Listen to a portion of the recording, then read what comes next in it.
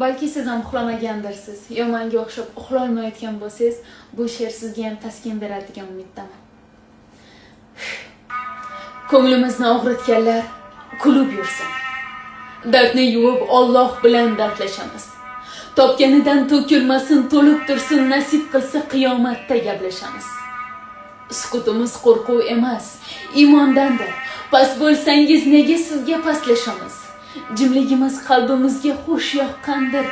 Nasib qilsa qiyomatda gaplashamiz.